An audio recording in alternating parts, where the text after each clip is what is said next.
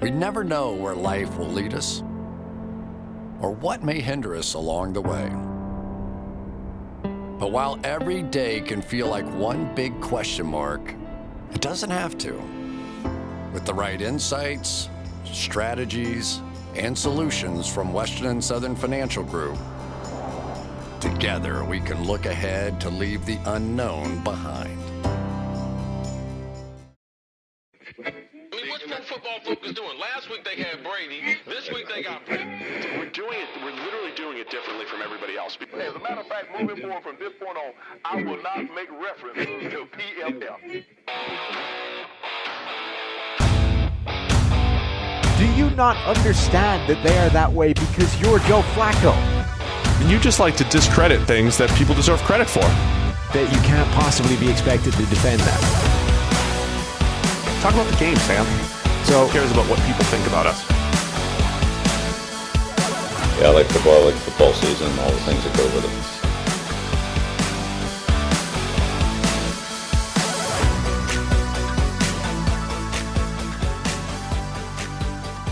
welcome into the PFF NFL Podcast. Sam Monson here. Not flying solo. Steve isn't in, though, so we've drafted in Seth Galina, who is the host of the PFF College Football Podcast, but also, noted quarterback guru, former coach, right? That's your background. You came from the coaching ranks.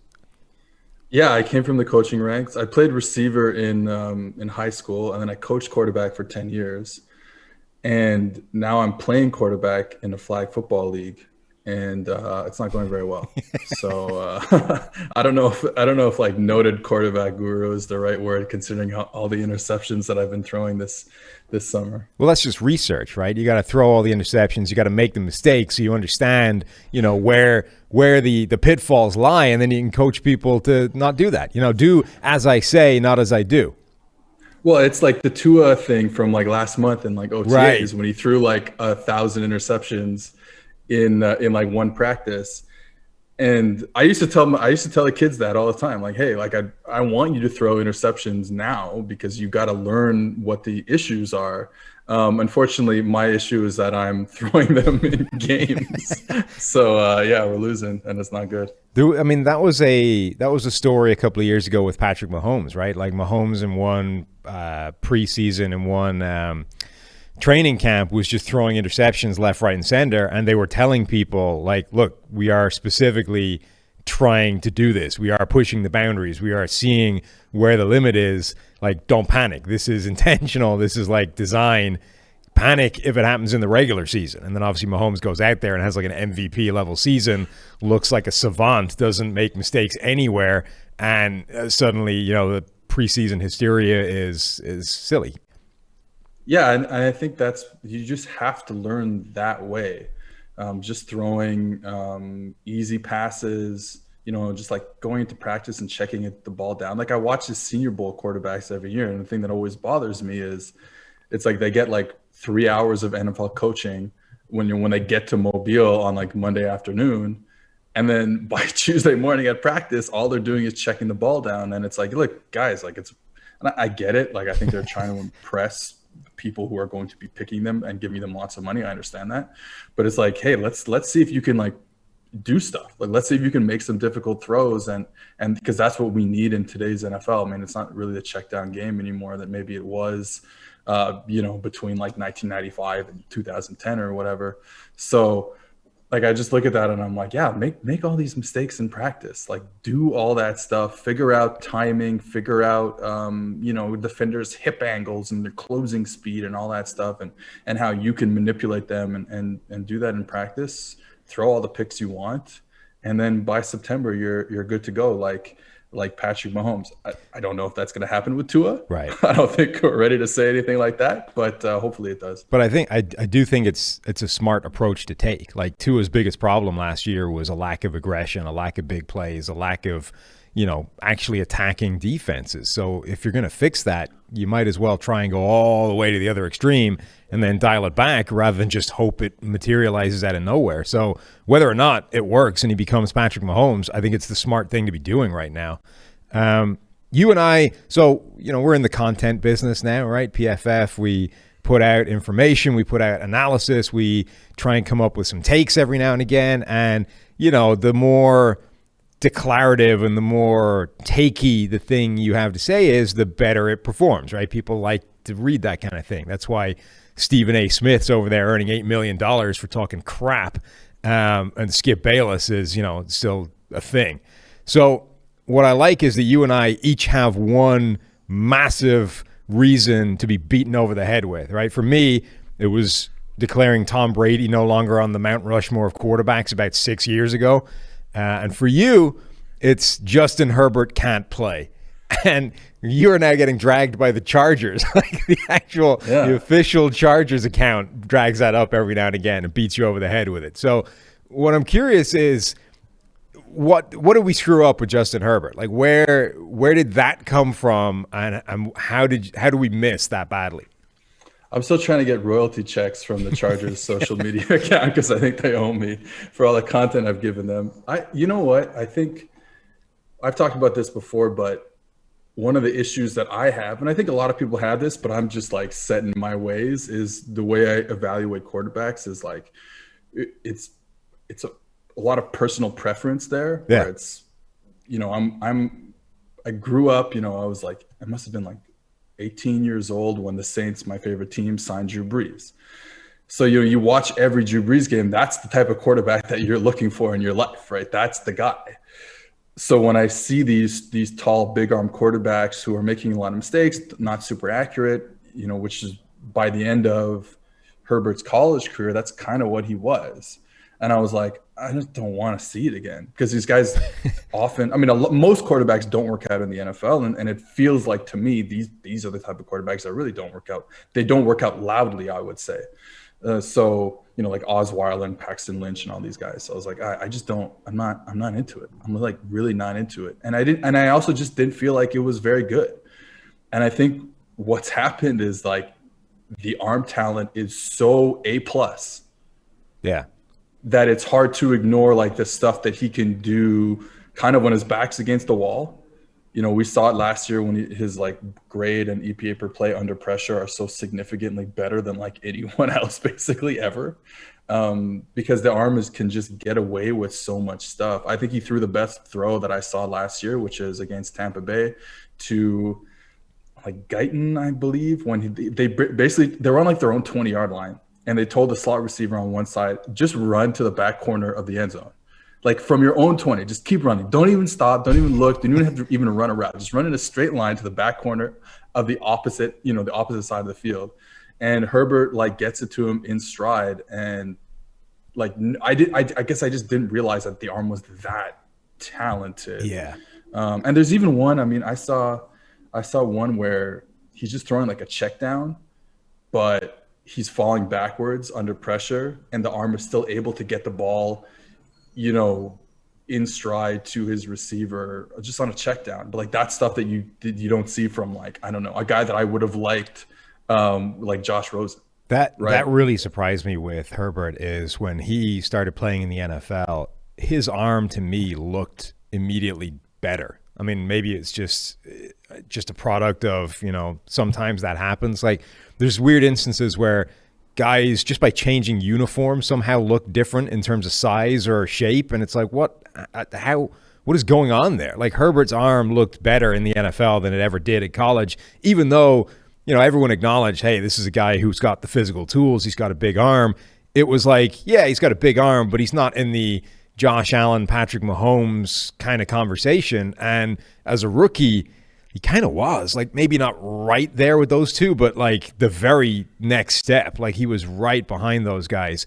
I'm curious, and it's really interesting. The personal preference thing I think is a really good point, because when we had Kurt Warner on the podcast, he was saying the same kind of thing. He's like, look, this is how I won. This is how I played the game. So this is kind of what I'm looking for when I'm evaluating quarterbacks. And obviously, a guy like Lamar Jackson comes along and you have to sort of evaluate him in the context of his skill set. But when it's close or when you're wavering, the guys you're going to gravitate towards are the guys that remind you of either you or, how you were taught or the way you saw it as successful back in the day. And it's probably very difficult for guys who are sort of tasked with this as a job, a job where their livelihood rests on it, right? If you screw it up, you're fired. To break out of that mold and to genuinely evaluate everybody on a level playing field and in isolation. I'm curious, do you think that guys like Patrick Mahomes, do you think he's changing the way everybody has to look at this now? Because I think there's a lot of like revisionist history with Mahomes in particular of like, why was he not the number one overall pick, right? You go back, you watch his college tape, all the same stuff we're seeing now is there, right? All this special level freakishness was all over his college tape. It's not like this is a shock to anybody. And there are people out there who had Mahomes as like, by far and away the number one quarterback in that draft, a generational talent, blah, blah, blah. But there were people like that for basically every first-round quarterback, right? You go back any year, pick any quarterback, you'll find a group of supporters that will ride or die with that guy and tell you he's the next whoever, the next Hall of Famer. So that I don't think proves anything, but his tape did show all this stuff. The point was that what about the in-structure stuff, right? What about when he has to just play within the framework of an NFL offense for most of the time? Can he do that? And I think I think it's fair to have had that question mark, which is a scary enough question mark, which, will cause you to drop into wherever he was, number 11 overall.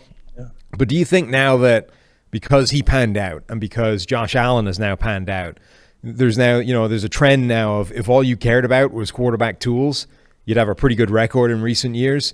So should we start throwing out everything else, right? Should we just be focusing now on these guys that have the crazy tools who used to have this insane bust rate, but suddenly all now don't? The one thing I'll say with Mahomes is that, and I just really don't like to compare him to anyone else because his stuff in structure is like at an elite level that I don't think it may not have been like that at Texas Tech. And I'm like, my thing with him was, I only watched the broadcast tape with him when he was coming out. This is in the stone age for me as like a quarterback watcher. So you would see that stuff out of structure. And again, it goes back to the same thing. I'm like, okay, well, yeah, you can run away from Big 12, nose tackles or whatever. I'm like, okay, well, that's not going to happen in the NFL. And that I've kind of changed my thinking of too, because it's the same with Lamar Jackson, where I was like, hey, yeah, clearly he's this like unbelievable runner. But, it's not going to be as good in the NFL. And it kind of is. And the same with Mahomes out of structure. Like it kind of is just as good in the NFL as it was in college. But with Mahomes, he's like a savant in the pocket. Like I don't think there's a lot of things that people don't realize is how smart he is in terms of going through progressions, in terms of, his anticipation is out of control good. It's like the best like we've seen in a long time. So I think like with him, it's tough for me to say like, yes, we need to go find all these like Patrick Mahomes types, because there aren't any Patrick Mahomes types because of how good he is in the pocket. There's always going to be a guy who can like kind of move out of the pocket. Like you said, Josh Allen can make plays out of the pocket. Obviously he's a very good runner. But even that, man, even as I'm saying that, like I see stuff that they do out of the pocket that I don't see anyone else do. And like, you'll have him. I remember this in the Saints game when they played like week 12 in the Superdome or whatever it was. And he's rolling to his right. And, normally when we teach receivers, when a quarterback scrambles, you go to, I mean, like there's some technicality, but in the end of the day, you're going towards where the quarterback is scrambling, right? And like, players who are like short routes, they go deep. Players who are deep come back short. And if you're on the backside of the play, you run across the field to get to in the quarterback's vision. And I'm watching like Sammy Watkins or whoever it was, and he literally, so Mahomes is rolling to his right, and Sammy Watkins just literally stays on the left hash, and Mahomes throws him the ball like that. Like we can't, like I know we want everyone to be the next Patrick Mahomes now. Like we wanted the next Tom Brady, we wanted the next Peyton Manning, we wanted the next Joe Montana, et cetera, et cetera. But it's like those guys just don't grow on trees. So there's the out of structure stuff and the in structure stuff. I mean, I talk about like the Justin Herbert play against the Bucks being, one of my favorite throws of the year. But I think my favorite like quarterbacking play of the year is, 2 weeks prior in the AFC Championship game when Mahomes, do you remember Mahomes throwing to Kelce kind of over the middle of the field? I think maybe it must have been the first quarter. It might have been the second drive or something like that. And he actually pump fakes to Kelce over the middle and then hits him a little later on like a deep crossing route. And when I looked at the play, like I rewatched this play like 100 times, on the coach's film after, because his anticipation of understanding the windows. So he actually wants to hit Kelce in the first window, and he's setting himself to throw that, and the ball is coming out. Like, he's going to throw this football. And Kelce, usually those two are have like a telepathic communication. But in this play, they just didn't, and Kelce never looks in the first window. So Mahomes kind of eats the ball and holds on to it, even though, Drew Brees used to do the same thing. Like, he's ready to throw. He cocks the ball ready to throw, and then he realizes the receiver's not ready, so he kind of eats it. And he's there in the first window, and he's going to throw it before Kelce even clears that window or clears the defender to get into the window. So now he's in panic mode, right? Your first read or your first idea is not there. So he looks to his left, moves the flat defender with his eyes, and then comes back to Kelce in the second window when Kelce's ready for it. And I thought that was just such an insane play. And this is what he does on a weekly basis, his manipulation of defenders. We talk about, eye movement and stuff like that. Oh, look at him move defenders. And I think a lot of that with normal quarterbacks, and even with the great quarterbacks of the past, I think there's a lot of, we want to say that about the quarterbacks. Oh, look at them use their eyes. Look at them move defenders and stuff. But it was really just part of the normal progression of the pass concept.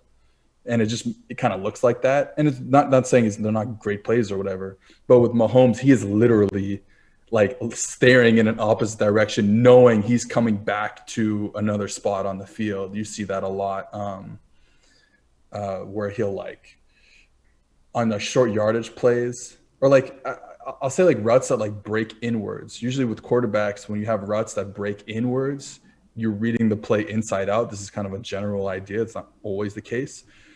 So you read it, inside out. So, the inside one to the second one to the third one, inside out.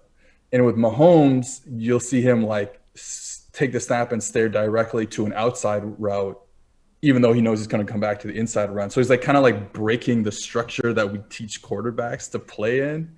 And that only happens when you are so knowledgeable and so good and so smart at doing that stuff. So it's I find it so hard to compare and be just find another Patrick Mahomes who can run around and do all that stuff because he does so much more and he's so elite at that stuff. Like the stuff when people are talking about, oh, look at this incredible looking off defenders with his eyes, that became hey, it only applies to the deep safety, right? It's he's looking out, he's keeping the safety somewhere, and then he comes back and hits that, and that's the big play. But really, somebody that's really good at that is moving other positions. It's not the deep safety the whole time. Okay, that's nice, but that, as you say, it's kind of become standard practice now, right? It's just part of what you do, and if you're going to hit that shot, you need to keep that safety out of the play. But the guys that are amazing at it are like Mahomes working everything else. Or there was a period where Ben Roethlisberger was at his peak when he was such a pain in the ass to bring down in the pocket that he would understand that by shifting in the pocket, he could move a linebacker somewhere, because that linebacker suddenly had to think, crap, this 260-pound dude is about to rumble for 10. I'm going to come up and hit him. And he would like deliberately shift linebackers around by just moving himself a little bit in the pocket and threatening like he was going to run. Like those are the really sophisticated guys Aaron Rodgers resetting leverage of offensive linemen and that kind of thing by just bouncing around the pocket a little bit. That kind of freakishness is the stuff that is the real, laudable, amazing quarterback stuff. And it's really, really hard to find because it's automatically tiny sample size stuff, right? It just doesn't happen that often. So trying to find the situation in college that even shows you a guy's capable of doing that is really difficult. And that, I think, is part of the problem when you're trying to find a Mahomes or whoever the next one of these guys is. It's just the situations you need to see to tell if they can even do that are so few and far between. It's really hard to identify. And I'll add, we talked about Mahomes, and then you added Ben and Rodgers, three different types of elite play, of like cerebral play. So it's like, if you're going to look for this one particular thing, you might miss something else that he's doing, because it's not just an ability to move a flat defender, or it's not just an ability, like you said, for Rodgers to like create good angles for his offensive line. There's so much more that you can be elite at the quarterback position. So I think that, but I one of the things I will say is, you know, when I look at the college game, and to a certain degree the NFL game too, is as we throw, I don't know if this relates at all, but like as we kind of throw deeper and deeper and deeper, which is certainly happening in the college game, and I think it's coming to the NFL game, because we're getting, where do the NFL quarterbacks come from? They come from college. Right. So like, you know, you're protecting with, you know, the spread era is kind of dead. It's kind of over. So now you're coming back and you're bringing an H-back in, you know, especially in college, and you're protecting with the running back and the tight end plus a 5 offensive lineman. And you're trying to throw these deep concepts off play action, or sometimes not even off play action. So the quarterbacks know they have time in the pocket because they're so protected. And you're trying to throw these deep concepts because you know that explosive plays are going to win you games. And they're doing a really good job of using their eyes to manipulate defenders because they have time, right? Mahomes obviously is an example of another level, because he's doing it on many other types of plays, not just like the deep play action shots and stuff like that. So, but I think you're going to see quarterbacks come into the league with a lot more of that type of ability. I think so. Like, I think of a guy like Matt Corral, who's like a pretty good college quarterback, but he does some of the stuff like that. Jared Dagey from West Virginia, again, a pretty good college quarterback, does some of those type of things because they know they have time and space to manipulate defenders, especially deep down the field. Some of these quarterbacks we've been talking about, they're amongst the best fantasy quarterbacks in the NFL, and we're now offering 40% off any PFF subscription to first-time subscribers with the promo code SAVE40. Get access to PFF's Fantasy Football Draft Guide, complete with our player rankings and projections, the College Football Preview magazine that you were a big part of putting together, first edition of the 2022 NFL Draft Guide, all of PFF's locked article content. That's promo code SAVE40 for 40% off any PFF subscription. Get access to all of PFF's fantasy tools for just $5.99. Look at that. I can transition into an ad read. I don't need that Steve. Was incredible. Right? So smooth. Look at that. Between the ad read, look at the studio set up with like cushions and a curtain. This is how you podcast right here. I'm interested though when you were talking about those the trend being towards sort of more deep ball, more big play attacking. And you're starting to see now almost all of the top quarterbacks, obviously Brady being the perpetual exception, they're all like trending towards these guys that have this innate ability to hold on to the ball and to, you know, extend the play and to just keep things alive until they can hit that deep shot. Like Rodgers and Russell Wilson have always trended and skewed towards holding onto the ball in age, and they also have two of the best deep balls in the NFL and have since they've been around. But like Mahomes, obviously one of his things is extending the play, is keeping it alive, and even in like relatively quick concepts, like just dropping beyond the pocket, right? Just like it literally extending the bit of the play that the ball is in his hands by just dropping back further than he's supposed to. Instead of taking like a 7-step drop, he's taking like an 11-step drop and just buying that extra time that he needs to put the ball in the air. I'm wondering, like, there's this weird thing now when it comes to evaluating quarterbacks and trying to find, you know, who the next, the prototype is always cyclical, right? Like just like the scheme is, we go from heavy play action, keeping backs and tight ends into block and only a couple of receivers into patterns, pivot to like full spread systems, and now we're going to swing back in the other direction. And it feels like the prototype for quarterback is the same thing. We vacillate between athletic guys that can scramble and extend the play and buy time in the pocket to like almost immobile statues that just sort of shimmy around in the pocket and flow towards the open space, but within a very confined area. Like, are we going to enter that era where the thing you need to have that level of athleticism, right? If you are, as much as Tom Brady is still one of the best quarterbacks in the NFL, if you're looking for the next Tom Brady, Mac Jones, if you're looking for that, you're looking for a really small target now, because it's hard to survive unless you've got that ability to move around and buy time and extend the play. I think one of the issues is with the fact that if you get drafted in the first round or even somewhere in the second round, like, you're going to play right away. And you don't have all this, everyone talks about like since the last 10 years, the new CBA, there's no practice time, et cetera, et cetera. So if you're going to play at the quarterback position with a lack of practice time, you are going to be wrong. Like, you're going to look at a defense, you're going to think something is happening, and you're going to be wrong. You're going to be wrong a lot. So you better have the ability to, if you're wrong, and this could be in terms of, misreading a coverage, could be in terms of misreading a hot rod, could be in terms of not protecting yourself, getting into the right protection so you don't have free rushers on you.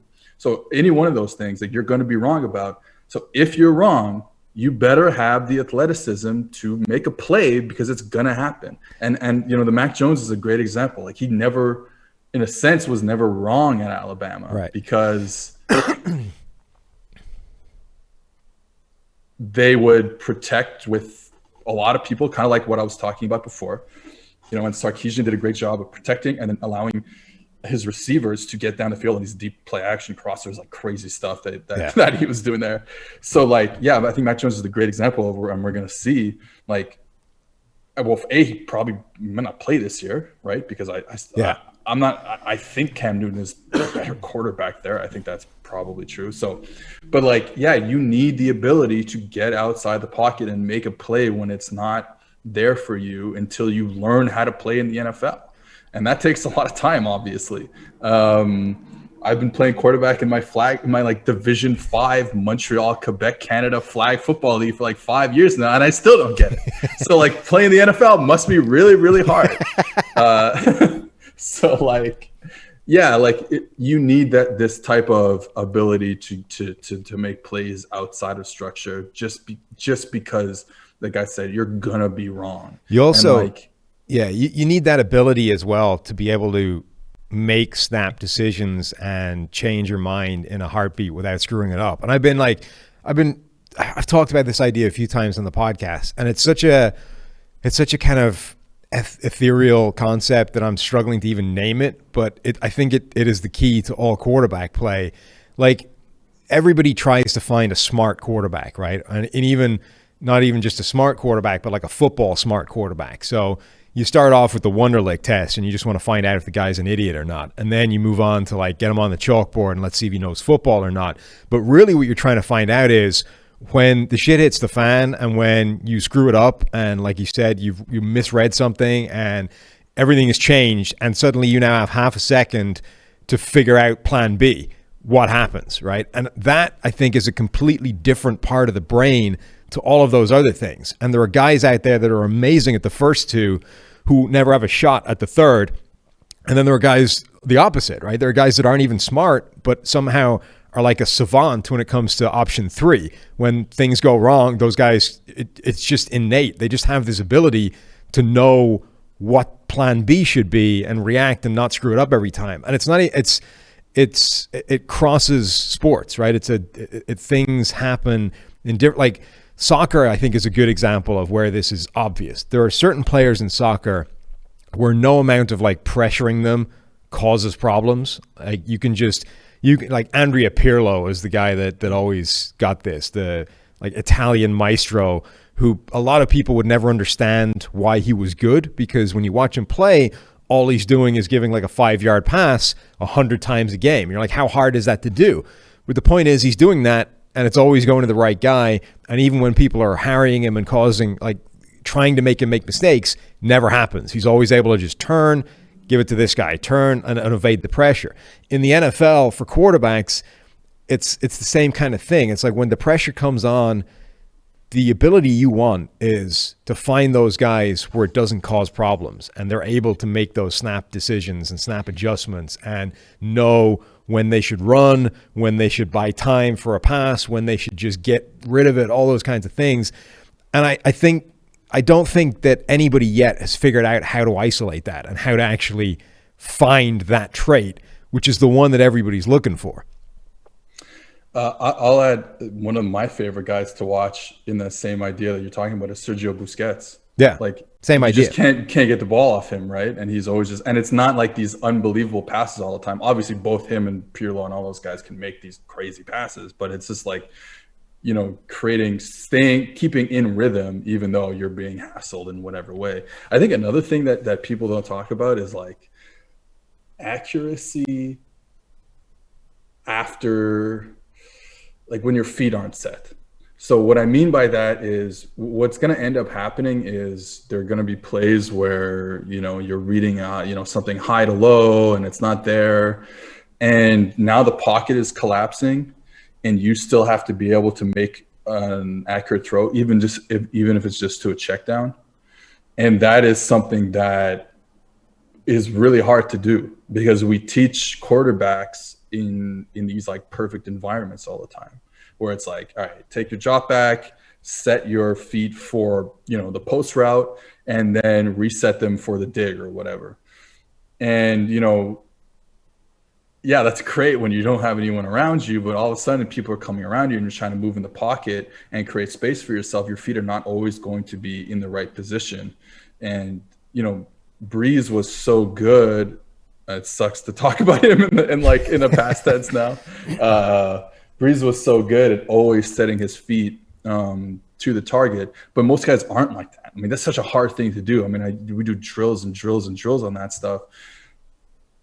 So you're going to be in situations where your feet are not going to set. And that's not necessarily just being out of the pocket when you're on the move. I mean, like in the pocket, your feet are not going to set, and you're going to have to throw it, you know, in weird body angles and still being able to get completions off of that, or at least like non-negative plays off of that, I think is super important. That's really tough to coach, and also tough to, again, like you're kind of saying, isolate it, evaluate, like, is someone good at that? Are they not? Super tough thing to deal with. Yeah. I think another thing you talk about, like stuff that spans other sports, is just, and I think this is what we're talking about, is adaptability. Yeah. You know, I think about, going back to the soccer reference, and I think about when I watched Leo Messi. Yes, obviously the technique is like A+ in every single category. Like I get it for sure, 100%.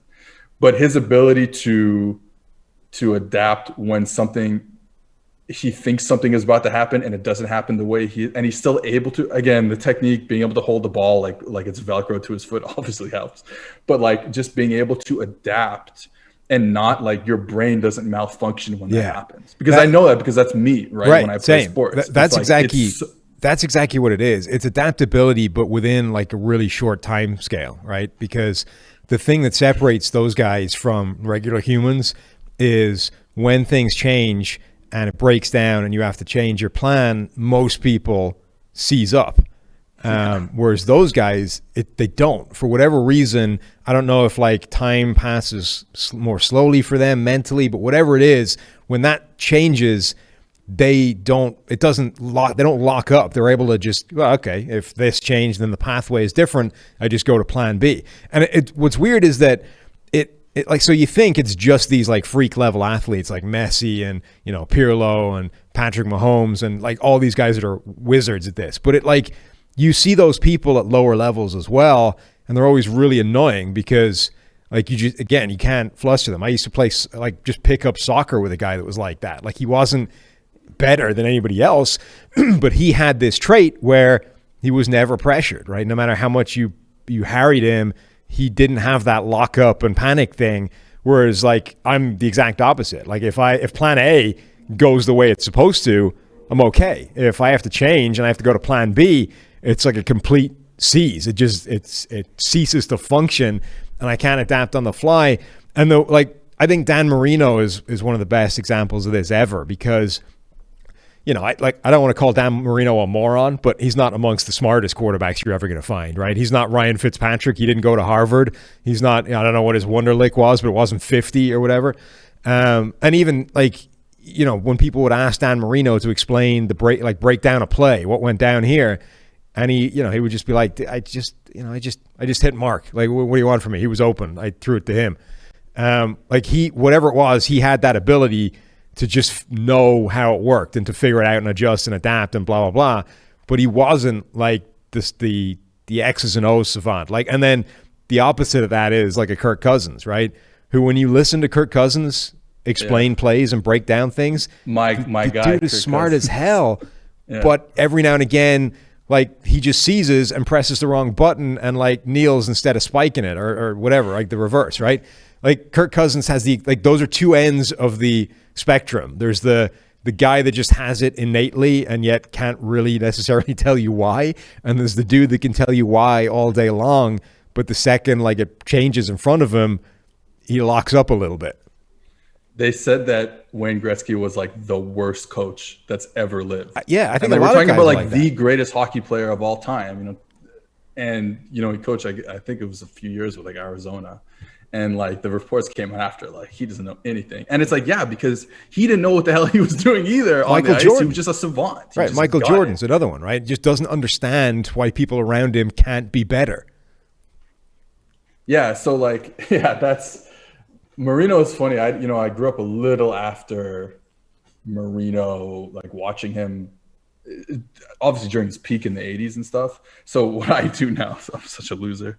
What I do now is like before each of my flag games, I go on like NFL, the YouTube channel NFL Throwback, and I watch his like 20-minute highlight tape. And I didn't realize what a gunslinger he was. Yeah. Like you're saying, he wasn't like a Brady or a Marino or a Manning per like those type of guys. He was just a gunslinger, great pocket movement. He's like holding the ball like down by his waist when guys are like throwing themselves at him, and he's able to protect the ball. And then his mechanics are superb.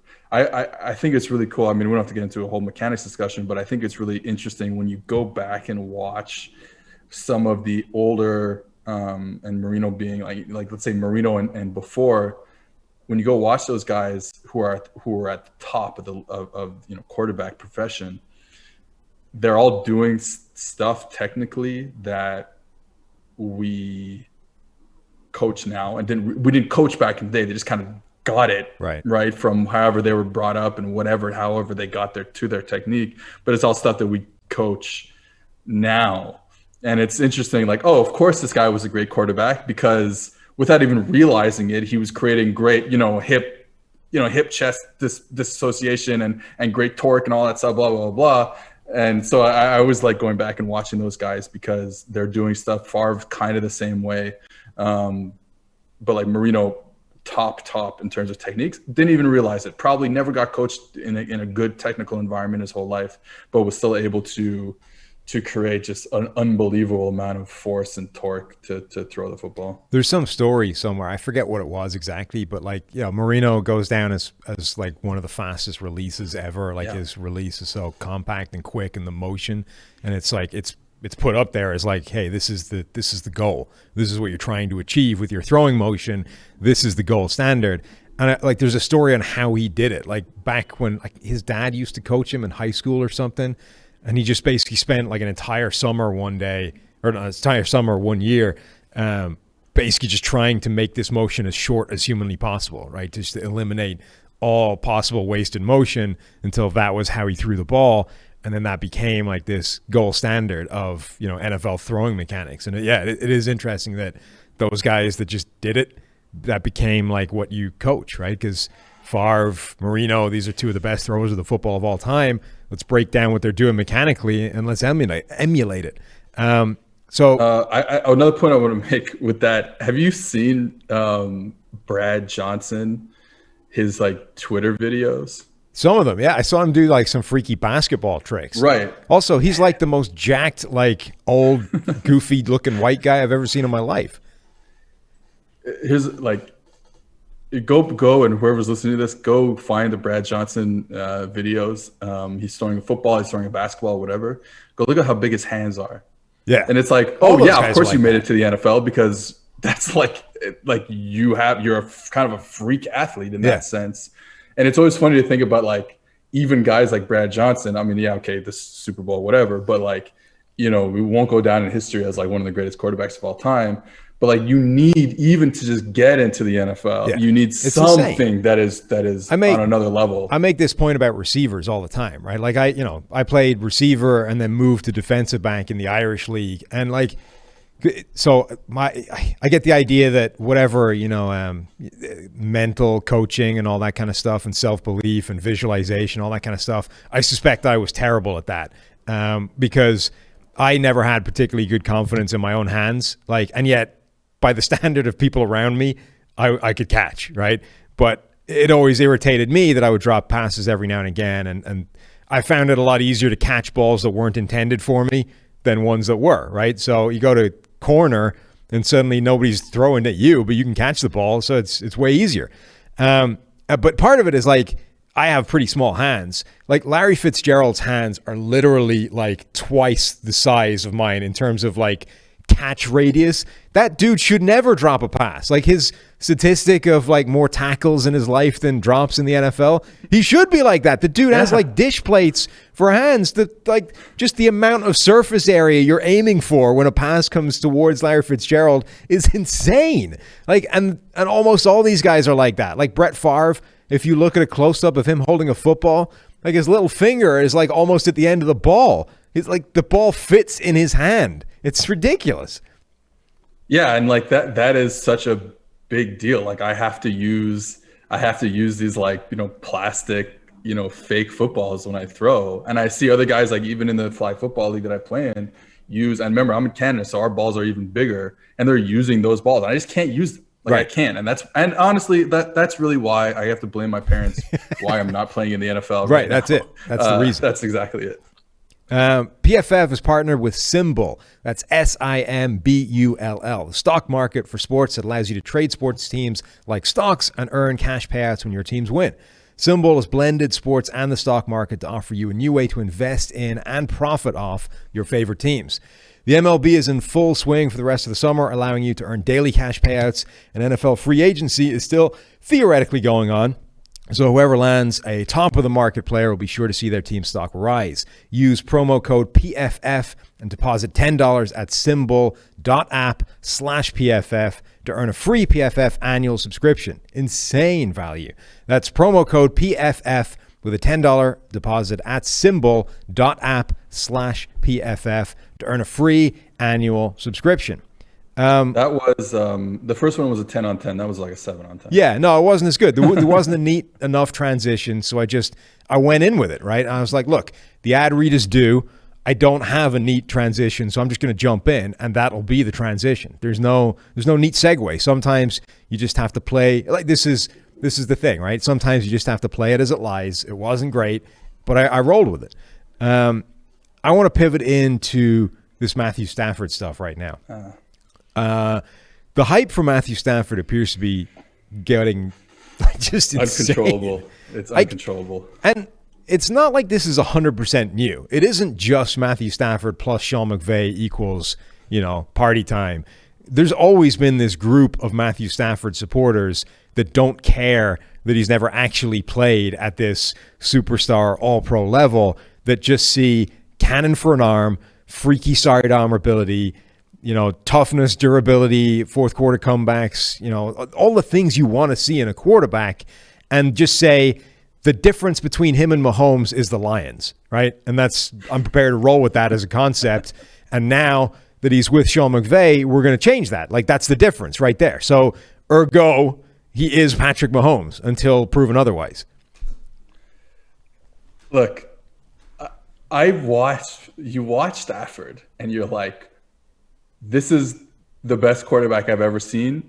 Why isn't it better though? Like, why isn't the output better though? Yes. He does stuff. He's a sick in the head individual, like throwing these passes that no one else tries to do.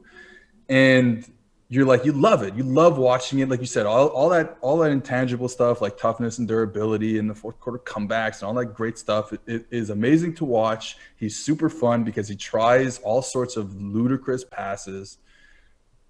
But then, why isn't he a consensus top 10 quarterback in his 10 years in the NFL? Right. Besides apparently this year because he got traded. Which, yeah, I agree. It doesn't really make much sense. I'm excited for it. Sure. Like, because I think it's a great pairing. Well, I think it finally answers the question, right? Like, if nothing else, it gives you the answer to those people that have spent the last 10 years saying the reason Stafford isn't seen in the same light as Aaron Rodgers is the Detroit Lions. Now you're going to find out if that's true or not. And if it is, fair play to those people. They saw something that the rest of us weren't quite buying into.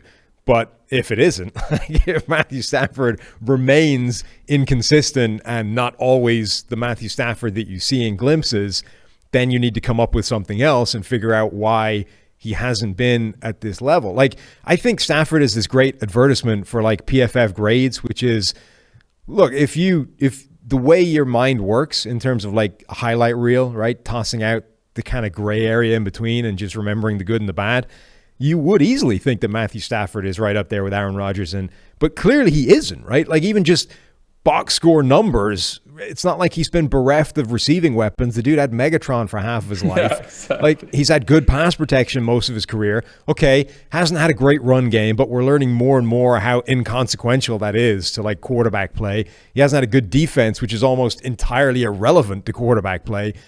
For example, look at Peyton Manning. It never harmed him. I mean, it did in terms of like he didn't win 5 Super Bowls, but it never stopped him looking like Peyton Manning.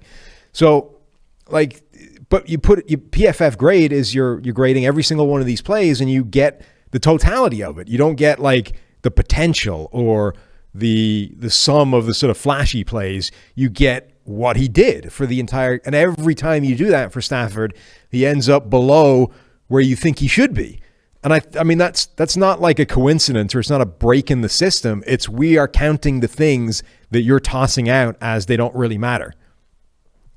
I think for me with Stafford, I think it's the accuracy.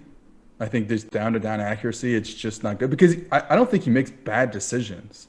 He's not throwing the ball into harm's way a lot. He's not like throwing the ball underneath to like a linebacker or something like that. I'm pretty sure his turnover-worthy play rate over the last few years has dropped significantly. And it's like, yeah, if you allow a guy with that type of talent, and this might happen to Justin Herbert, like you allow a guy with that type of arm talent to play in the NFL for 10 years, like they're going to figure it out. For the most part. So I think it's just like really an accuracy thing because yeah, sometimes you're like, oh man, this is a great, like he's doing, oh my God, like he's like looking front side and it's not there, the pocket's collapsing and he's like able to like reset his feet and come to like a backside dig and then he overthrows it. And you're like, oh man, like it's right there for you to make these plays consistently and he's not able to do that. He might have the best play I saw from any quarterback last season. I had this on my Twitter somewhere. It's a touchdown, I think. Or was it, did he, anyway, it was a Mahomes play, right? It was the no-look thing where he's looking off to the right somewhere and then fires the ball right down the middle through a closing window of guys trying to stop it and hits a guy like in the hands. It was a Mahomes-level play, honestly better than any no-look Mahomes has had, because the window he was hitting was so small. It was like the highlight reel for Matthew Stafford for his entire career is the same as Aaron Rodgers. It's the same as Patrick Mahomes. It's the other stuff that is what separates him. And I don't think that moving to McVay's offense is going to make that difference. And one of the things I think that's important is that like the story of like, hey, this new coach has fixed Matthew Stafford. Like now we've got an offensive-minded coach that meshes with him. It's Jim Bob Cooter. It's Darrell Bevel. Whoever. Like that story has been written like 4 or 5 times, right? And then it stops happening and we just forget about it. And it's like, oh, that didn't really work out. Let's brush that under the carpet. But like the common denominator is Stafford. Like these coaches didn't go from being, oh, this guy's found the key to Matthew Stafford to he lost it again. Like he didn't misplace the key. Clearly we just did like the thing we wrote 6 weeks ago wasn't really true. He just went on a run of like 3, 4, 5, 6 games where Matthew Stafford got the high end of his variance and we thought he was amazing because the baseline is pretty good. So if we get the high end of the roller coaster for a few weeks, we're going to think we're looking at Aaron Rodgers and Patrick Mahomes and the like. Yeah, like that. I think that was like 2019 before the injury where everyone was like, Right. "Uh-oh, if he didn't get injured, like there would have been." And it's like maybe we just saw the few games where he was at the top, and it was gonna regress back to normal Staffordness. I will say, like, so I think that he's not like a top 10 quarterback. Like I saw that the ESPN list had him as or like some certain people like that were somebody ranked him polled. four. Yeah, like that's not possible. But I am excited to see what McVay can do. Like, I think even if he's not like the top 5 quarterback in the league, even if he is somewhere between like 10 and 15 or something like that, I do love Sean McVay's offense. And I'm like, okay, well, even if he is the 13th best quarterback in the league, putting him with Sean McVay when they've had success with Jared Goff, I'm excited to see that. And one of the things I looked up that I couldn't believe, I'll have to like tweet this out because you really have to see it to believe it. But as you know, we can look at kind of a heat map of where all the routes of a team was run, which is like illuminating in a lot of cases. So I looked up Stafford without play action, without screens, without RPOs, without all, like from the pocket, and where the routes were run last year for the Lions. And I looked the same thing up with Goff. And one of the reasons I did that is because I think what McVay is excited about is in these games where, the defense is not at its elite self, the running game is not at its elite self, and we're going to have to drop back. Maybe we're down 14-0, and we're going to have to drop back and throw the ball 50 plus times. I don't want Goff as my quarterback doing that anymore. Like, so that's why I kind of looked at those settings, because I think, they'll find a way to create offense off play action, off the boots. Like he's still, defensive have done a lot better job against those type of plays, but it's McVay, he'll figure it out.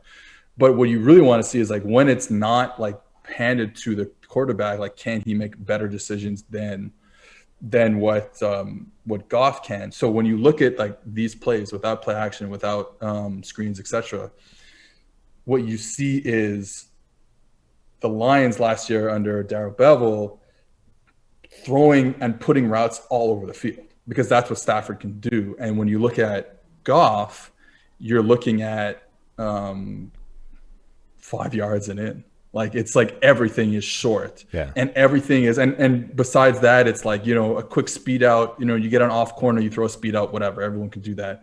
Because of the way the Rams like to play with all those tight condensed formations, you get a lot of picks and rubs, and then Cooper Kupp is running wide open over the middle of the field, and you can just dump it off to him. So what I did was I looked at where the routes were run on these type of plays, and then compared them to where the targets were, like where the actual, Goff and Stafford threw the ball. And it's crazy. You can like literally overlay Goff's targets and routes, and you don't see a difference. Like wherever the routes are being run, that's where he's throwing the football, for the most part. And with Stafford, it's like, the range of routes is varied. There's a little more, they're above average in a lot more other places on the field. But still, when you look at his targets, it's deeper. It's in places that you wouldn't expect based on the route distribution because he's trying stuff. Yeah. He's trying so much different things. And I think that's why McVay is and everyone is super excited about it. Again, is he a top 5 quarterback? No, probably not. But even if he is that 13th best quarterback, with McVay now being able to open up his offense so much more on these important plays, because you are going to be in situations where you're going to have to drop back and throw the football. Like, remember, like all these games, I'm thinking about the Bucs game 2 years ago, maybe they opened the season against the Bucs and he threw the ball Goff threw the ball like 78 times.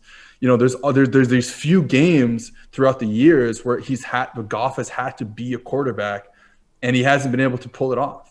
So I think now with Stafford, you're getting a guy that McVay can just be like, okay, I don't have to just run these quick routes where I can actually trust my quarterback to throw a deeper route, to throw something else down the field. And I don't have to rely on the play action.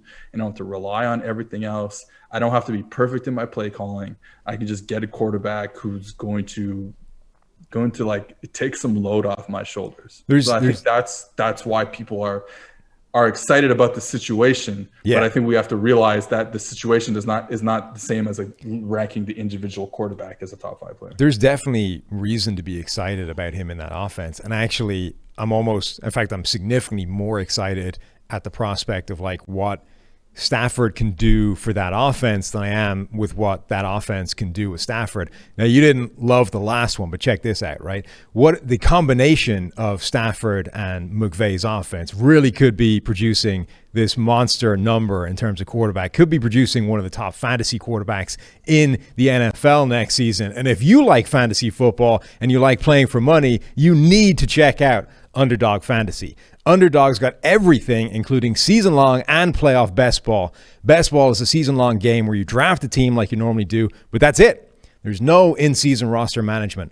Underdog automatically selects your best performers each week, saving you loads of time.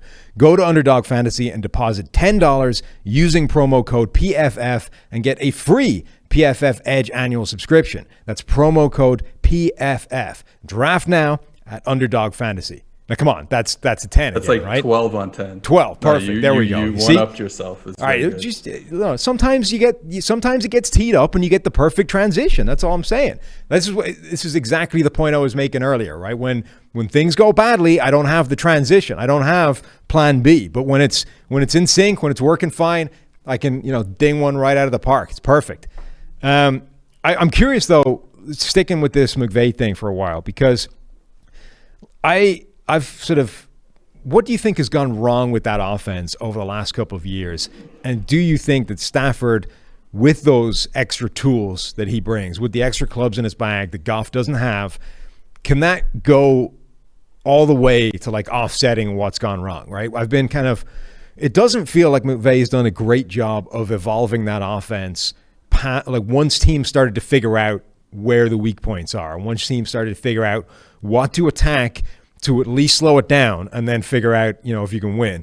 It doesn't feel like he's been able to go to version 2.0, 3.0, 4.0 and keep going the way that Kyle Shanahan has, and Andy Reid obviously with Mahomes. But how much of that is because Jared Goff is this giant millstone around his neck that he eventually got sick of, and like does Matthew Stafford change all of that? Does he allow him to open everything back up and suddenly boy genius rolls back in there and the Rams offense is going to be unstoppable again? I think it's both. I obviously Goff is just not going to be that quarterback that we thought he might be after the Super Bowl run. And then with the McVay stuff, I do think it's interesting, like, the scheme and stuff and like evolution of scheme, this stuff never happens in a vacuum, right? So it was perfect for him to come into the league to a certain degree, running that outside zone scheme, all the bootlegs off of it, because the league was in such a one high state. Because we went from, I guess like this is a little before my time, but like the Tampa 2 era into, and it happened kind of inadvertently with the Seahawks and the Legion of Boom. Yeah. From what I understand, like when Pete Carroll went to Seattle from USC, the plan wasn't just to be like, okay, we're just going to run cover 3 like every snap, but it's just one of those things where you find players on the roster, and then obviously the drafting. They wound up with just the perfect personnel for it. With a perfect set of specimens to run cover 3, cover 1 every play from a one high look, and then they win. And what does winning do? People copy you. Yeah. Either they copy you just from watching you on film, or they copy you because they take your coaches. So the league becomes this like one high thing. So the play action off that wide zone becomes so incredibly hard to defend, because you end up with only one safety and a lot of underneath linebackers. So with the linebackers, you're asking them to get to a spot that is wide, because it's literally called wide zone. And you're asking them then to, okay, well, it's a play action. So now I got to get back across. Like, you're asking them to move horizontally, which is so hard. Yeah. And find the ball and find a receiver and turn their back and do all that stuff. And then with the safety, you're asking them to, with only one safety in the middle of the field, who am I going to defend? Do I defend the post route that's coming over my head, or do I clamp down? Do I nail down on this crosser? So it's just really tough to defend from the structures that the NFL was running, between 2010 and 2020, let's say. Now we're seeing teams say, okay, well, wait a minute, we don't want to do that anymore. Like, it's done. That era is done. And there's always a spot for it, obviously. But that as a base defense is I think we're getting to the end of that. There still are holdouts. We're going to see what Gus Bradley does in Oakland this year, because he is as heavy as in that same structure, obviously coming from the Seahawks, than anyone is when he was with Los Angeles, the Chargers, the past few years. But so we'll see what that happens. But I think we've seen it with Fangio and his branch now. Brandon Staley and Sean Desai and some other guys. We'll see what I forgot his name. Barry, I think, in Green Bay, the defensive coordinator who spent a season with Staley. So maybe even they'll be running that type of stuff. So with two high safeties, you're able to allocate more resources to the play action game, right? I mean, just in general, you're able to allocate more resources to the pass game. So that's kind of giving some issues. And one of the things that I found, last year, I wrote an article about it, was like teams can stop the run from too high. Yeah. Like, teams are so afraid, they want to spin that second safety into the box to stop the run, but it's like, you're not really losing that much. Like, yes, there are things you have to do, technique-wise, schematically-wise, to adjust for the fact that you don't have the second safety in the box, but it still works.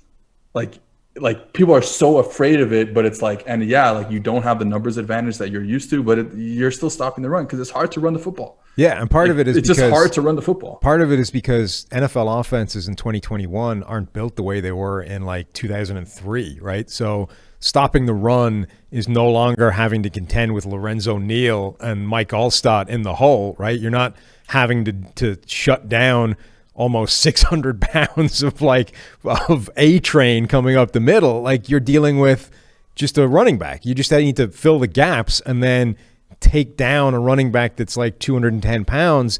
It isn't the same prospect that it used to be, where if you didn't have like a strong safety that could actually deal with that, you were going to get run the hell over, and those guys would rack off 15-yard gains just because they outweighed you by 50 pounds.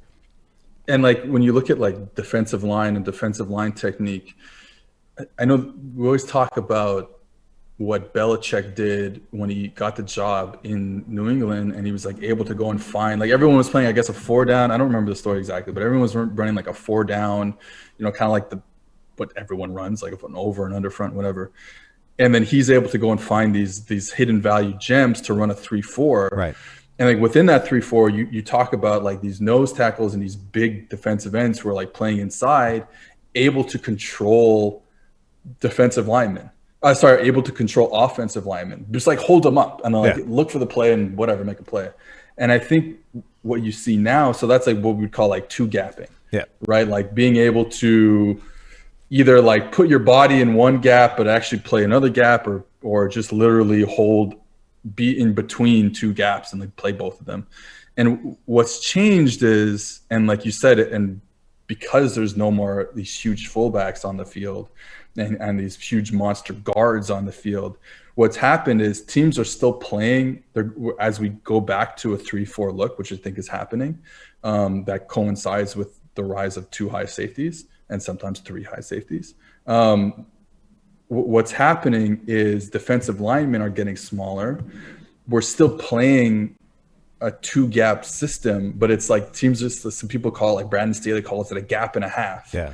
So it's you're not just there and being a big boy and holding up a lineman. You have 2 gaps, but it's based on the play, based on the block that you're getting, rather than just being hey, I'm going to hold this guy up and then I'll go make a play. The Rams, obviously a great example of that. As a big LSU fan, Dave Aranda, when he was there, was doing that type of stuff. This is what Pat Williams used to do. I think just freelancing for the Vikings way back in the day. Pat Williams used to essentially 2-gap, even though it wasn't his responsibility. He would just would take one gap and then he would just play the second one when he could, because he was able to toss around the dude trying to block him. And now it's like, no, we don't have those type of players because we've had to get smaller. Right. Defense have had to get smaller in response to the offense putting out so many slot receivers and stuff. So like we're still like everything is kind of changed in the sense that we're not like being as like physical, I guess.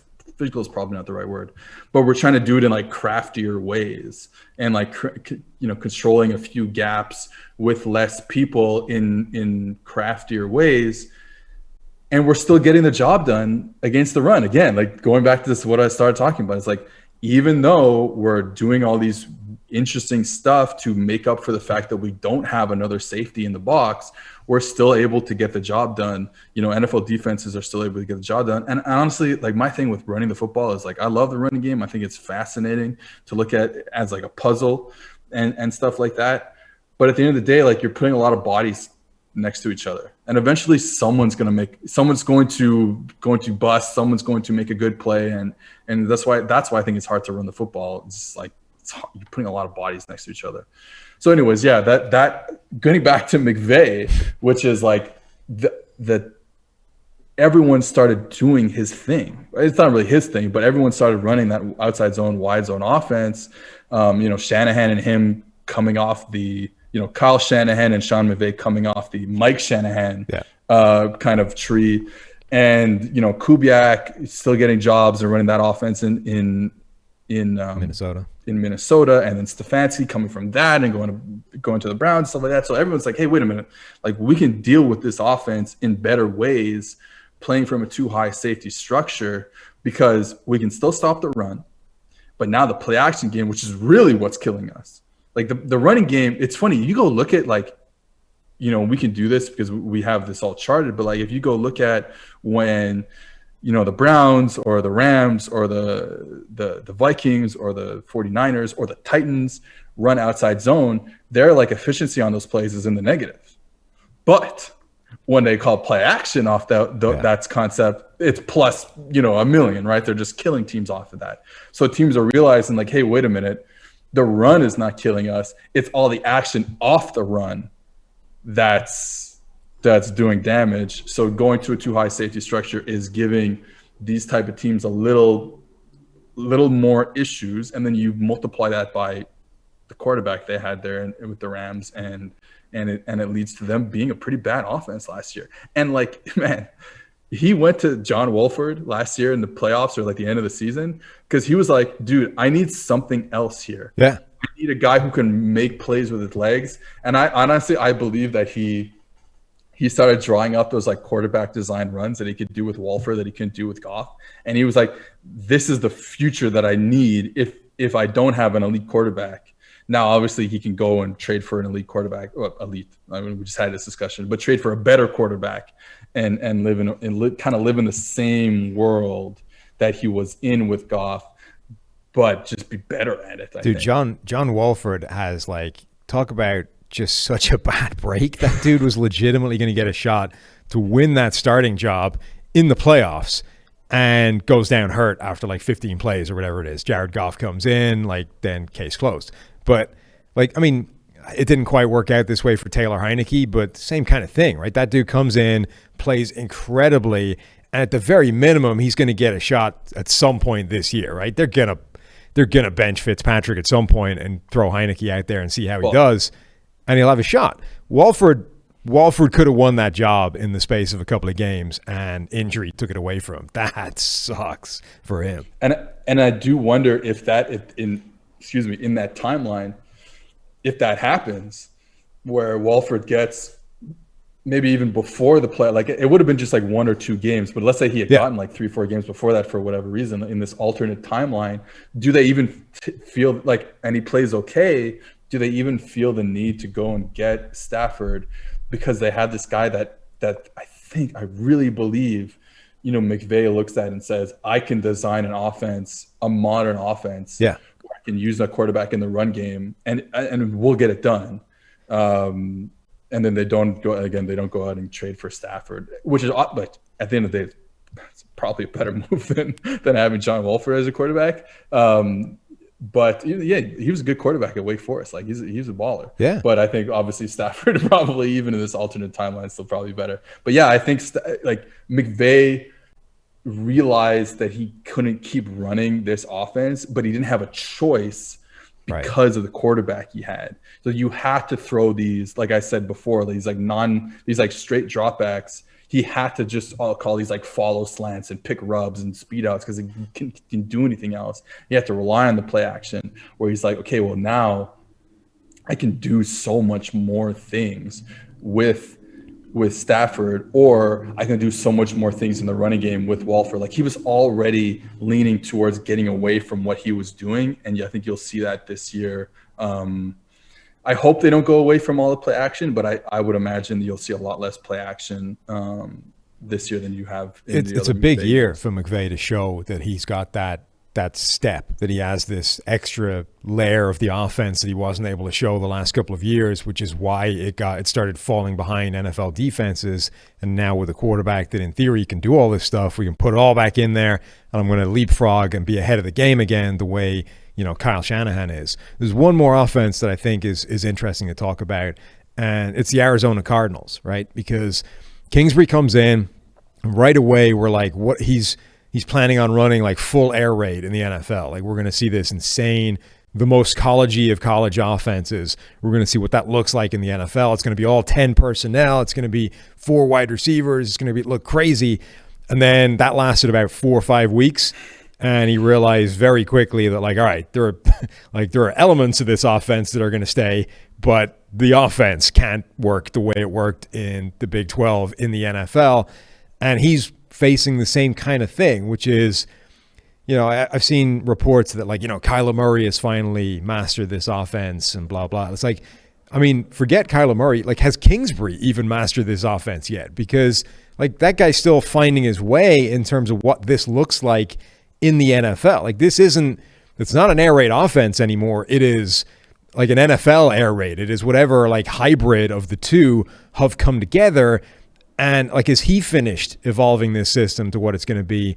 And, somebody brought up on Twitter when I was asking for questions, they mentioned this idea of, the Cardinals don't move their receivers around, which pretty much every other offense in the NFL does now. You move guys around to get them favorable matchups and blah, blah. Nuke Hopkins plays left wide receiver, stays there all game long. And, you look at his route distribution, like he just doesn't move. And you think, well, that's just leaving meat on the bone. Why would you do that? But obviously the reason they do it is because they think they can move quicker and tempo when receivers don't have to think about where they need to be, and they don't need to spend time running from one side of the field to the other between plays to move from one thing to the next. They can just, everybody knows where they're going to be every single play, and they can just go. So I guess 2 parts. One, like, is that worth it? Like, are they playing the right side of that? And 2, where do you see this offense going? And like, is it actually going to be this big success? So I have a lot of thoughts on the air raid because I when I started coaching football, let's say like 2010 or whatever, we were in the midst of everyone wanting to run, like you said, 10 personnel, 4 wide receivers, like at every level, high school, college. It hadn't gotten to the NFL yet, totally, especially as a base offense. Right. But that's what everyone in high school was doing. Is what everyone in college was doing. It was like 4 wide receivers. You're in 2x2 or you're in 3x1. You're throwing bubble screens to like deal with like the apex defenders and all that stuff. And now when I look at it, as it's finally kind of come to the NFL with Kingsbury, I'm like, it's not modern anymore. It's just like, it's to a certain degree, a kind of a dead offense as your base thing that you do. Because man, these kids who played high school football and then college football, they've just seen it so much. They understand how to deal with bubble screens, and especially bubble screens to Larry Fitzgerald, because you can't you don't move anybody else around, right? Like he's your slot receiver on the right or whatever it is. So if you're going to run a bubble screen to the right, well, it's Larry Fitzgerald. And also, Larry Fitzgerald is like 52 years old. So that's also like, God bless Larry Fitzgerald, but you're not scared of that anymore the way you might have been 15 years ago. So it just seems to me like an offense that is a little outdated, and it's kind of why you said like he's had to change. And he does some really good stuff when he brings in tight ends, and even though his tight end is like Dan Arnold, who's like basically a receiver on most plays, but like he does some really good things when first of all, the running game is super nice. Like he does some crazy stuff in the run game, and it helps obviously having like a running quarterback there, but he does some really good play actions off of heavier personnel sets, which is something you just can't do. What ends up happening is when you're in like a 5 wide type of scenario every play, you can't protect for very long. Like there's not so many, and you're like, you have like one back, but the back is being released all the time. Like how many different types of protections can you have? You just can't have a lot of protections. What that ends up doing is you end up throwing the ball short. And defenses have gotten so good at like getting pressure without blitz. Well, okay, not without blitzing. I shouldn't say that. Getting pressure with only sending 4, but it's a blitz. So it's like we call it like a sim pressure or a creeper pressure or something like that, where like, hey, we're sending like the Sam or the nickel, but we're dropping, it's a classic way, but we're dropping like the backside end off. Yeah. So like, yeah, we're still only sending 4 guys, but we've created a situation where, you might have set your protection to one side and we're actually coming from the other side and we can get a free rush. So like you just can't hold the ball and create these explosive plays. Again, going back to that's how we win football games, is creating explosive plays. So yeah, he's had to adjust a bit. You just can't. And defenders, yes, they've seen this type of offense for years and years and years in their life, because this is what everyone did when they were playing high school and college football. And then the other thing is like, it reminds me of the Chip Kelly stuff from when he was with the Eagles, where it's like, hey, they know what you're doing. Yeah. Like if you don't move guys around, if you don't do that, like they're too freaking smart, like on defense. Like their whole job is now, like you get away with this in college because they're just not at that level, and in terms of like their football intelligence to be like, oh, I know what's coming because I've seen it on tape, and you ran it the play before, you ran it like last week or whatever. They do that in the NFL. So if you're not like creating these issues in terms of motion, in terms of formations, like they're gonna catch on to you like they did with Chip Kelly. And like, I remember there was an article that came out during the Chip Kelly, like the end of the Chip Kelly year in Philly, where it was like, they were like, yeah, they're calling out our plays every snap because we just don't have a lot. It's like when the back is lined up, offset, then they're running this. And when the back is lined up next to the quarterback, well, they're running this. Like, so like, I think there's a lot of that with the Kingsbury offense. And again, it just feels like an offense that is just not modern anymore. And it's crazy to think that way because you look at it and you see a spread and you see 5 wide receivers, you see 4 wide receivers, and they're doing all that stuff.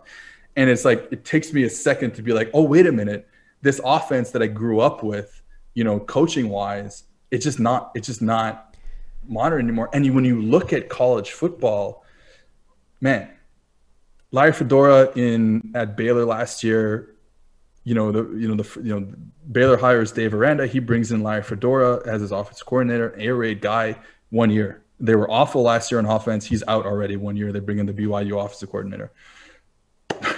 Mississippi State, Michael Leach, the air raid guy, like the guy who's running true air raid, because like, Lincoln Riley at Oklahoma is not really running like the true air raid anymore. It's been adapted so much.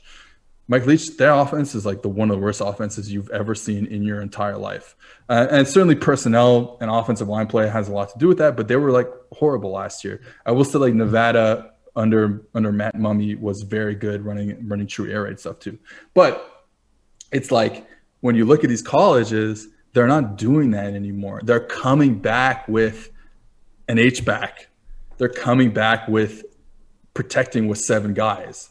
They're coming back with protecting with 7 and throwing deep shots. And you're seeing all these college offenses. I'm going to write an article about it next week, but it's like what I call, or I think someone else might have coined this before me, but what some of us are calling the super spreader offense, where you're like not even asking your quarterback to do that much. You're putting receivers, they're literally lined up on the sideline. They're like talking to the opposing team's coaches. They can smell their breath. That's how close they are to the sideline. You're Running back is a pass protector, basically, when he's not being handed the football. Your tight end or H-back is a sixth offensive lineman masquerading as a tight end. He's not going out for a pass. You're running these 3-man, sometimes 2-man concepts, vertical option routes. If you can get on top of the guy, you keep running. If he's too far off, you stop and we'll throw you a hitch at like 8 yards or 10 yards or whatever. Like, just like that's what offense is now. That's the modern offense. Being like, air raid, 4 wide spread. It's just not a thing anymore. Like, I don't even know what to say. It's just like not a thing anymore. So he's going to have to adapt. And like the thing that we're not talking about is also like how good is Kyler Murray? Yeah.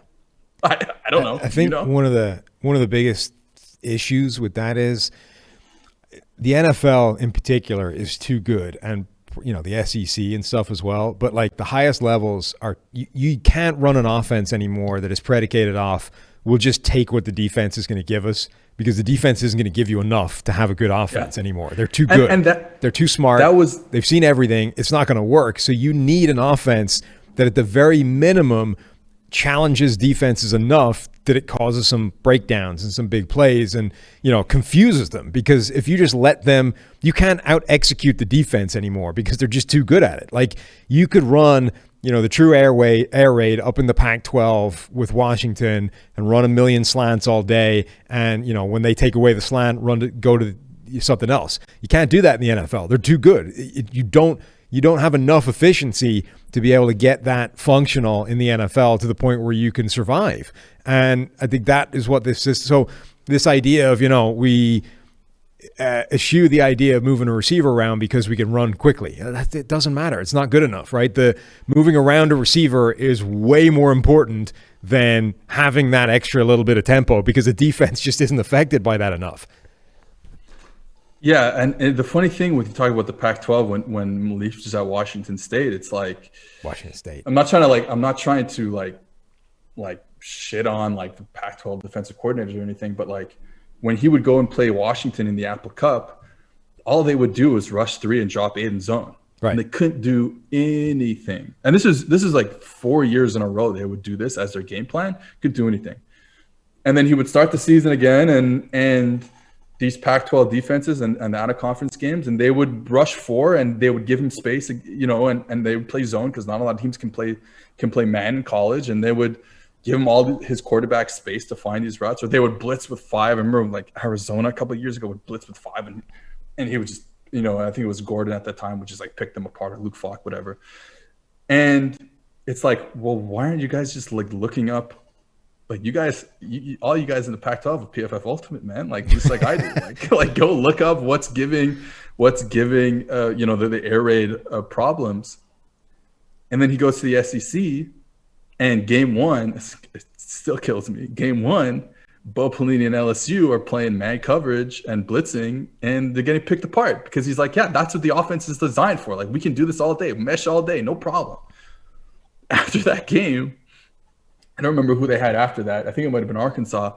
Arkansas dropped 8 97% of the time. And for the rest of the season, that's all teams did against Mike Leach, and it was one of the most horrific offenses you've seen. And it's like, now in the NFL, there is no like Pac-12 defensive coordinator. Again, like these are potentially very good coaches. I don't want to talk down to them so much, but it's like NFL, they're good, man. You can't. They're gonna figure out your issues, your weaknesses with the offense, and they're gonna exploit them. And I think we're kind of seeing that. Just kind of, again, it's like kind of by default, like you're saying, defenses are just good enough. Like the bubble screen stuff. Like, yeah, bubble screens worked like 10 years ago when the Sam linebacker, the nickel linebacker, hadn't really seen it before, and they couldn't really run, and you still had Sam on the field. Yeah, not just hadn't seen it before, but were like 260 pounds and couldn't move. Right. And now it's like all these guys playing nickel. First of all, there is no more Sam in the NFL unless you're the Seahawks. And like, so the nickel is a DB, and he can chase either direction horizontally. Like, he's a good player. And even if it is a linebacker, the linebacker's 220 pounds and can run with him. So it's like the linebacker covering Larry Fitzgerald is more athletic than Larry Fitzgerald is when he's 182 years old and can't move anymore. So it just doesn't function. Now, I think like you might get some more mileage out of it now that it's Rondale Moore instead of Larry Fitzgerald. But you're right. Like fundamentally, the thing just isn't as effective as it used to be. And I think so. There has to be some issues, and I'm curious your thoughts on the quarterback though. Well, that's I the just thing. don't it's know. like it's all tied up together, right? Like we're trying to work out, is Kyler Murray, as good as we thought he was coming out, which is the same question we had with Baker Mayfield, but it's all tied into like, does this Kingsbury offense, or is this Kingsbury offense going to be effective enough for us to even know if Kyler Murray can be the guy we thought he was going to be? Because if it has the same problems to a slightly less degree than like the Mike Leach offense, the true air raid, it's just a system that is no longer effective enough at the NFL level, then automatically it means you're not going to get a fair enough read on what the quarterback can do, because he's running something that isn't working. Like he's banging his head against a brick wall trying to get this thing to work when he's just behind the 8 ball. Like he's just dealing with a system that isn't setting him up for success anymore. And this is what Baker Mayfield was dealing with when he was running the Freddie Kitchens offense. And it's like, look, that offense isn't working, so the quarterback doesn't look good. It doesn't mean the quarterback is worse than we thought he was. It's just he has no shot right now. And this is also what I think is going to happen to Daniel Jones this year in New York, albeit for a slightly different reason. Like the offensive line is just not good enough for Daniel Jones to look good this year, right? So we're entering this make or break year, and it's like, is Daniel Jones good enough to elevate the Giants to where we need to go? Daniel Jones has no freaking shot this year because he's got 5 stooges standing in front of him as his offensive line, and this is a guy that doesn't react particularly well like to a muddy pocket or to an offensive line that's breaking down, right? So all this like, will he, won't he, Daniel Jones be good this year? He won't, but it's not his fault. Like Daniel Jones could easily go somewhere else next year because the Giants cut bait and look good right out of the box because he suddenly got a system that's viable and an offensive line that can protect him. Yeah, it's tough when you're dealing with these like quarterback evaluation systems, and you have to factor in like, okay, before we do anything in terms of deciding is this guy good, you need to decide right away, like, is this even a control that we can work with? Or is the answer already no because the system or the supporting cast is not good enough for you to get a good enough answer? And I see this all the time watching college football quarterbacks. It's right. Like these, and it goes back into like that super spreader scheme that I'm talking about, where a good example might be like Dylan Gabriel at Central Florida, who's being talked about in the draft, and he's got a nice cannon and he can move around a bit and stuff like that. But his box score stats and even the PFF grade kind of are inflated because of the offense. Right. Like that's just like there's no opportunity to create a negative play in that offense because you're never throwing the ball to a place where you can create a negative play. Like if you only throw vertical sideline routes, what defender other than the corner can make a play on the ball? Where's the mistake? And corners don't get picks on like on 9 balls, right? They're not like turning their shoulder and they're catching. Like that's so hard to do. It's safeties coming over, it's linebackers coming underneath plays. Like that's how you get picks and stuff in football. So it's like you can inflate a guy just because you're running an offense where all you're doing is throwing bombs down the field. Yeah. Like you're not going to have a lot of interceptions because like there's nothing to be thrown. There's like impossible to throw an interception.